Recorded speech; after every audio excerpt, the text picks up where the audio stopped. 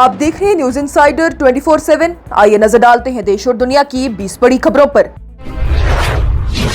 Iran ने straight of Hormuz में जहाजों की आमदोरफ्त के लिए ओमान के साथ नया मैकेनिज्म तैयार करने की तस्दीक कर दी। ईरानियन फॉरेन मिनिस्ट्री के तर्जुमान इस्माइल बागई की जानिब से कहा गया कि तेहरान और मस्कत लगातार राब्ते में है ताकि समुद्री गुजरगाह को महफूज बनाया जा सके। उन्होंने अमेरिका और इसराइल पर ईरान के खिलाफ गैर कानूनी जंग का इल्जाम भी लगाया और कहा कि तेहरान ने अपनी कौमी सलामती के तहफ्फुज के लिए कदम भी उठाए हैं। बागई ने कुवैत की तरफ से ईरानियन कश्ती पर कार्रवाई को भी गैर मुनासिब करार दिया है और यह भी कहा है कि ईरान अपने हमसाया मुल्कों के साथ ताल्लुकात सुधारने के लिए पुरअज़्म है। ईरानी नायब वजीर खारजा काजिम गारिबाबादी की जानिब से कहा गया और ऐलान किया गया है कि ईरान अमेरिका और इसराइल के खिलाफ कानूनी कार्रवाई शुरू करेगा। तेहरान का इल्जाम है कि हाल ही की जंग के दौरान दोनों मुल्कों ने ईरान के कई तारीखी मकामात और सकाफती यादगारों को निशाना बनाया, जो कि बैनुल-अक़वामी कवानीन की खुली खिलाफवर्जी है।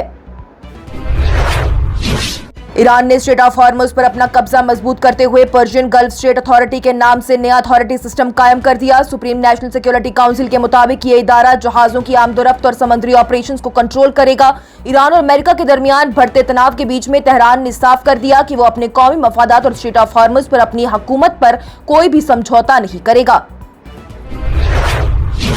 ईरान के सदर मसूद पेज़ेश्कियान की जानिब से अमेरिका के साथ मुज़ाकरात का दिफा करते हुए कहा गया कि ईरान इज्जत के साथ गुफ्तगू करेगा लेकिन अपनी कौमी हकूक पर कोई समझौता नहीं करेगा। दूसरी तरफ से अमेरिका के सदर डोनाल्ड ट्रंप ने ईरान को सख्त तनबीह दी है, जबकि दोनों मुल्कों के दरमियान यूरेनियम, माशी पाबंदियां और जंग के मुआवजे पर तनाव बढ़ता जा रहा है। तेहरान ने भी साफ कर दिया है कि पाबंदियां हटाए बगैर और कौमी मफादात तस्लीम किए बगैर मुज़ाकरात आगे नहीं बढ़ सकते। पाकिस्तान के साबका वज़ीर आज़म इमरान खान से मुतल्लिक लीक शुदा साइफर ने नया सियासी तूफान खड़ा कर दिया। रिपोर्ट के मुताबिक अमेरिका ने साल 2022 में इमरान खान की हुकूमत हटाने पर नाराजगी और प्रेशर का पैगाम दिया, जबकि वाशिंगटन ने इन इल्जामात को रद्द कर दिया। अवामी इत्तेहाद पार्टी के चीफ स्पोक्स पर्सन इनामुन नबी की जानिब से कहा गया कि बारामूला के रुकन पार्लियामेंट इंजीनियर रशीद के वालिद मोहम्मद खाजिर शेख की नमाज जनाजा 19 मई को दोपहर 2 बजे उनके आबाई गांव मवर पयान हंदवारा में अदा किया जाएगा। उन्होंने बताया है कि इंजीनियर रशीद सुबह श्रीनगर पहुंचकर जनाजे और दीगर रसूमात में शिरकत करेंगे। जम्मू कश्मीर के साबका डीजीपी शेषपाल वैद की जानिब से लीक शुदा पाकिस्तान के साबका वज़ीर आज़म इमरान खान के हवाले से दस्तावेज पर रिएक्शन देते हुए कहा गया कि ये इमरान खान के इल्जामात को मजबूत करता है। उन्होंने दावा किया है कि अमेरिका साउथ एशिया और मिडिल ईस्ट में रिजीम चेंज की सियासत करता रहा और इसका नतीजा एक दिन खुद उसे भुगतना पड़ेगा। सुप्रीम कोर्ट की जानिब से यूएपीए कानून के तहत भी जमानत असल असूल है और जेल सिर्फ एक इस्तिस्ना को दोबारा मजबूती से दोहराया है। अदालत ने उमर खालिद और शर्जिल इमाम को जमानत न देने वाले पुराने फैसले पर भी तशवीश जताते हुए कहा कि किसी भी अंडर ट्रायल मुलजिम को बेइंतहा अरसे तक जेल में नहीं रखा जा सकता, चाहे उस पर सख्त कानून ही क्यों न लगा हो। पंजाब के वजीर और आम आदमी पार्टी के रहनुमा संजीव अरोड़ा को मनी लॉन्ड्रिंग केस में गुरुग्राम की अदालत ने 1 जून तक के लिए जुडिशियल कस्टडी में भेज दिया। इन्फोर्समेंट डायरेक्टोरेट उन पर real estate projects, shell companies और मशकूक माली लेन देन से मुतल्लिक तहकीकात कर रही है, जबकि आम आदमी पार्टी ने इस कार्रवाई को सियासी इंतकाम करार दिया। सीपीआईएम के रहनुमा और कुलगाम से एमएलए मोहम्मद यूसुफ तारिगामी की जानिब से पीएचई जल शक्ति डिपार्टमेंट के कॉन्ट्रैक्टर्स की पेंडिंग पेमेंट्स फौरन रिलीज करने का मुतालबा किया गया। उनका यह कहना है कि ड्यूज क्लियर न होने की वजह से जल जीवन मिशन के कई प्रोजेक्ट रुक गए और मजदूरों और सप्लायर्स को भी मुश्किलात का सामना करना पड़ रहा है। बारामूला के रुकन पार्लियामेंट इंजीनियर रशीद को वालिद के इंतकाल के बाद आखिरी रसूमात अदा करने के लिए दिल्ली हाई कोर्ट ने 2 जून तक के लिए आर्जी जमानत दे दी है। अदालत की जानिब से हुक्म दिया गया कि जमानत के दौरान वो पुलिस निगरानी में रहेंगे और मुद्दत खत्म होते ही दोबारा तिहाड़ जेल में सरेंडर करेंगे।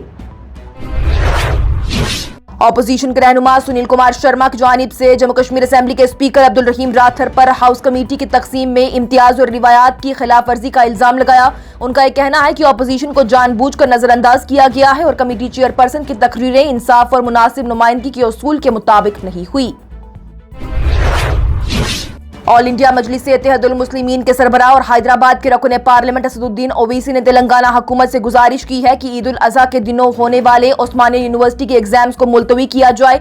ओवैसी का यह भी कहना है कि ईद के मौके पर एग्जाम से तलबा को मुश्किलात का सामना करना पड़ सकता है, जबकि यूनिवर्सिटी ने अब तक इस तलब पर कोई भी फैसला नहीं दिया। वेस्ट बंगाल की साबका वज़ीर आला ममता बनर्जी ने बंगाल में चल रही बुलडोजर कार्रवाइयों पर सख्त तनकीद करते हुए कहा कि बंगाल डर और जोर जबरदस्ती से नहीं चलाया जा सकता। उन्होंने इल्जाम लगाया कि इविक्शन ड्राइव्स में गरीब मजदूर, रेहड़ी वाले और छोटे दुकानदार निशाना बन रहे हैं। ममता बनर्जी ने कहा कि बंगाल की पहचान इंसानियत और तहजीब की है, इसलिए बुलडोजर सियासत को हुकूमत की जबान नहीं बनाया जा सकता। आर्कियोलॉजिकल सर्वे ऑफ इंडिया यानी ASI की जानिब से मध्य प्रदेश हाई कोर्ट के फैसले के बाद धार के भोजशाला कम्प्लेक्स को सरस्वती मंदिर तस्लीम करते हुए हिंदुओं को बिना रोक टोक इबादत और मजहबी सरगर्मियों की इजाजत दे दी गई। अदालत ने अपने फैसले में साल 2003 का वो हुक्म भी खत्म कर दिया है जिसमें कि मुस्लिम कम्युनिटी को जुम्मे की नमाज की इजाजत दी गई थी। जम्मू कश्मीर ट्रैफिक पुलिस को रोड सेफ्टी और ट्रैफिक निगरानी मजबूत बनाने के लिए 350 से ज्यादा नए मॉडर्न व्हीकल्स और 685 बॉडी कैमरास दिए गए हैं। जम्मू कश्मीर ट्रैफिक पुलिस के मुताबिक ई चालान सिस्टम, मॉडर्न गैजेट्स, सख्त इन्फोर्समेंट की वजह से ही पिछले 3 सालों में सड़क हादसात में लगातार कमी देखने को मिल रही है। पार्लियामेंट्री पैनल ने नेशनल टेस्टिंग एजेंसी की रिफॉर्म्स और नीट UG पेपर लीक मामले का जायजा लेने के लिए NTA चेयरमैन प्रदीप कुमार जोशी समेत तालीमी अफसरान को तलब किया। इसी दरमियान कांग्रेस के मेंबर पार्लियामेंट जयराम रमेश ने एजुकेशन मिनिस्टर धर्मेंद्र प्रधान के खिलाफ राज्यसभा में प्रिविलेज मोशन नोटिस दिया है और इल्जाम भी लगाया है कि उन्होंने पार्लियामेंट्री स्टैंडिंग कमेटी की रिपोर्ट को सियासी करार देकर पार्लियामेंट की तौहीन की।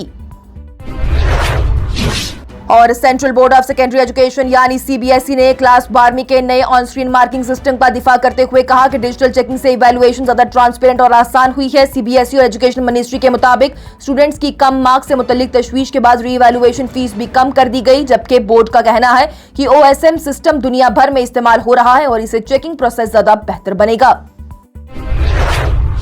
इसके साथ ही टॉप 20 हेडलाइंस का यह मरहला हुआ इख्तिताम पजीर। दीजिए इजाजत, लेटेस्ट अपडेट्स के लिए देखते रहिए न्यूज इंसाइडर 24/7।